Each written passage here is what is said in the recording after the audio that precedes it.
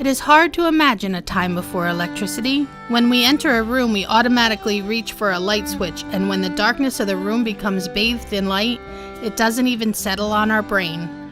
Until the 1930s, work on farms in rural America was still done mainly by hand during the daytime or by lantern light.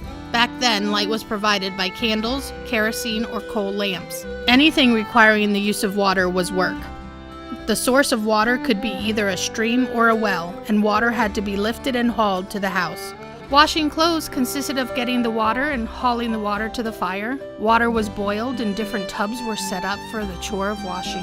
Getting farm dirt out of clothes required a lot of work and scrubbing. After each load of wash, the tubs would have to have new water. Wash day was an all-day affair. And when the clothes were dry the next day from the line, they had to be pressed. In the 1930s, an iron was made of, you guessed it, iron. A 6 or 7 pound wedge of iron that had to be heated on the wood stove.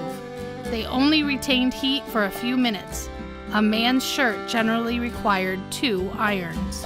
Every daily chore was more difficult and more time-consuming without electricity. During the early 20th century, electricity was run along major roadways in Sussex County. However, the cost of bringing electric to the farms was prohibitive to most farmers. From its beginning, rural electrification was a grassroots movement. As late as 1935, 9 out of every 10 rural homes still lacked electricity. Those few farmers who could afford to pay for the electric lines built to their farms were charged a higher rate, sometimes up to 4 times higher than their metropolitan neighbors. Although electric lights were commonly used in cities, and many city residents enjoyed indoor plumbing, things were different in the country. In 1916, Delco introduced the Delco light system. Delco offered 25 models of generator sets capable of producing 500 to 3,000 watts of power. Donald Davenport of Wantage Township installed Sussex County's first Delco home electric plant in 1915, according to an article from the Newark Sunday News of May 8, 1960. Rural electrification was based on the belief that affordable electricity would improve the standard of living and the economic competitiveness of the family farm. The Rural Electrification Administration, initiated by President Franklin D. Roosevelt's executive order in 1935 and given statutory authority by the Rural Electrification Act in 1936, was created to make loans on a continuing basis for rural electrification. Donald Davenport was a Wantage Township Committee member and was approached by 3 farmers from Mount Salem who complained to him that the light company asked for $10,000 to extend the power line to their farms. Davenport and the 3 Mount Salem farmers later joined over 150 interested farmers from around Sussex County at the courthouse in Newton. According to an article from the New Jersey Herald dated November 26, 1936, over 150 interested farmers attended that meeting to learn more about the Rural Electrification Act, which would allow the formation of cooperative organizations to borrow money from the government for construction of their own lines. By the end of 1936, co-ops had built over 25,000 miles of rural electric lines, serving more than 110,000 farms with REA assistance. On December 24, 1936, James E. Bacon, Associate Project Advisor of the REA, returned to Washington, D.C. with 321 prospective subscribers from Sussex County. In January 1937, Congressman J. Parnell Thomas announced the REA's approval grant to the Sussex County Rural Electrification Committee, which would be used to construct rural electric lines to bring power to 248 farm homes in Sussex County. SREC received an REA loan of $134,000 on March 27, 1937. On May 7, 1937, a meeting of the Board of Directors was held at the home of Lester W. Lance, where they accepted a bid and awarded a contract for the construction of 128 miles of electric line through Vernon, Wantage, Frankfort, and Lafayette Townships, and a small section of Montague Township. On July 8, 1937, the first trickles of electricity flows to members of Sussex Rural Electric Cooperative. Building of the co-op was no easy feat. The holes were hand dug for poles and put up without the help of today's modern machinery.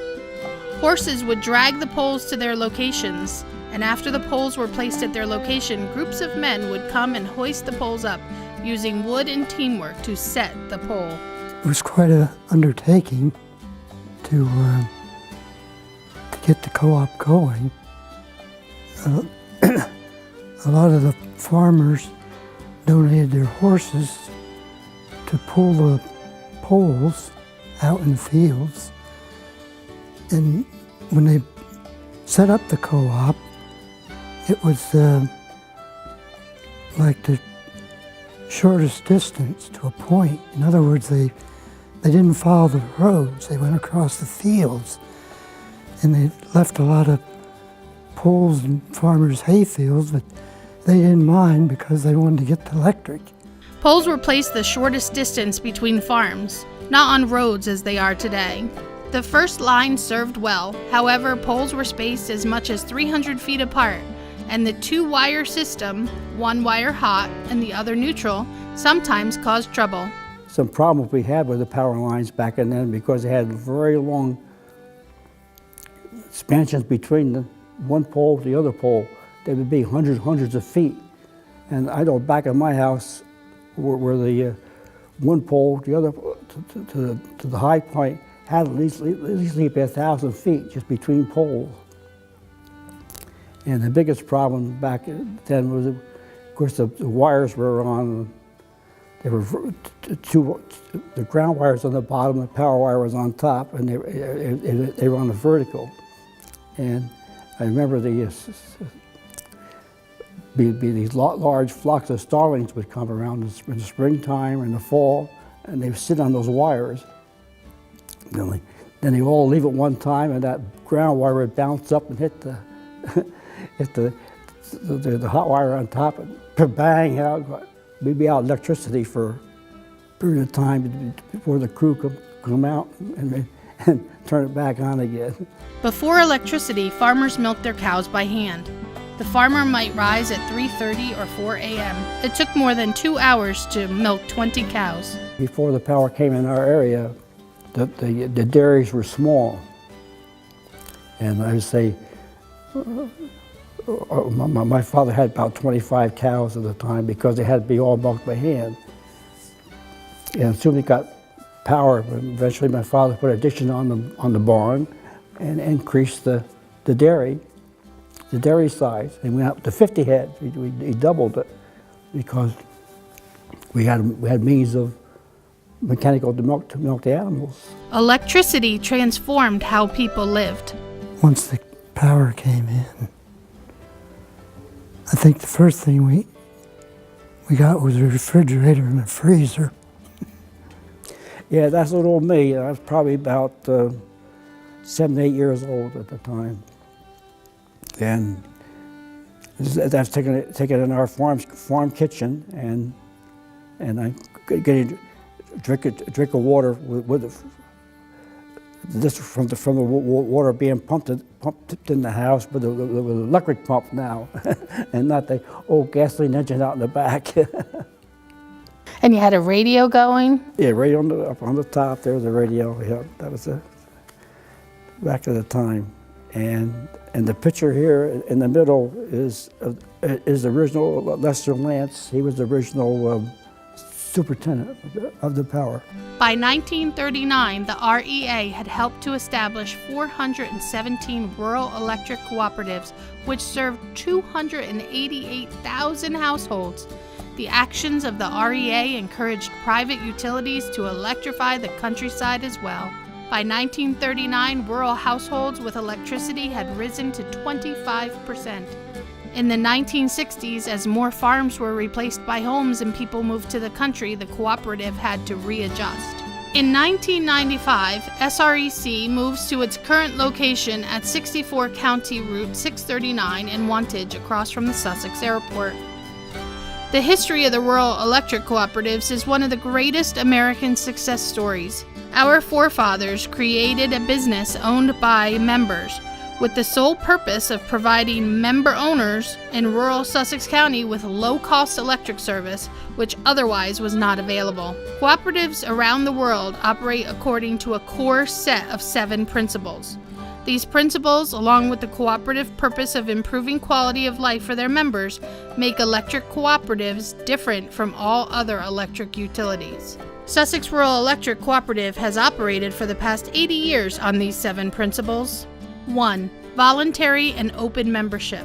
Cooperatives are voluntary organizations open to all persons able to use their services and willing to accept the responsibilities of membership without gender, social, racial, political, or religious discrimination. Sussex Rural Cooperatives has charged $5 for membership since 1937. 2. Democratic member control.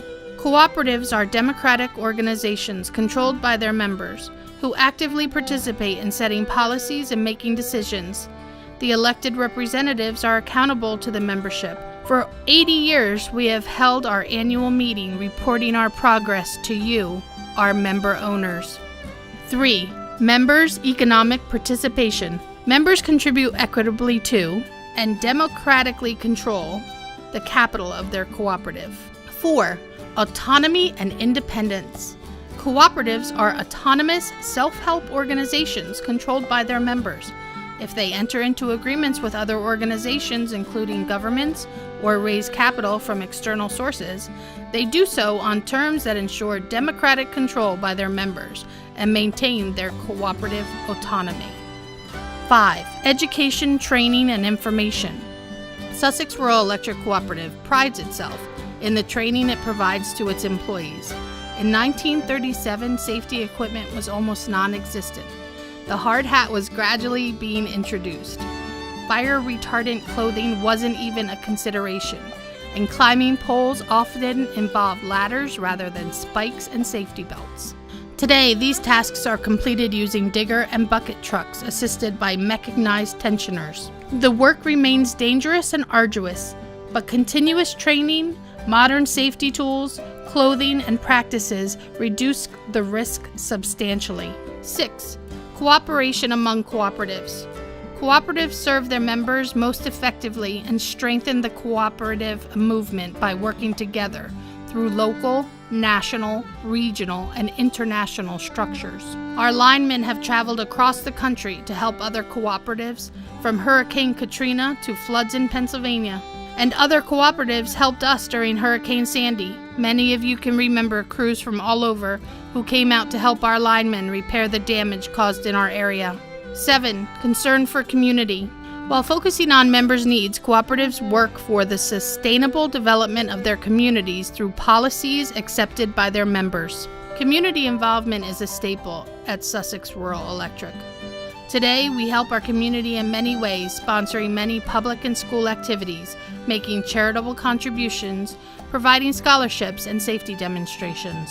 To this day, Sussex Rural Electric Cooperative takes pride providing our member owners with low-cost, safe, and reliable electric service. We are proud of and grateful for the strong and visionary individuals who worked to form this cooperative and contributed to the development of the Sussex Rural Electric Cooperative and its rich history. Engaging our membership in the future will continue to be a challenge, but so is bringing electricity to rural America. While the tools differ, the Sussex Rural Electric mindset and work ethic have not changed. Co-ops will continue to work for the common good. This means employees and members alike pitching in and doing whatever they can to be sure that electricity remains affordable and reliable. Just as it was in the 1930s, our mission will be to provide the most reliable power at the lowest possible price to our members.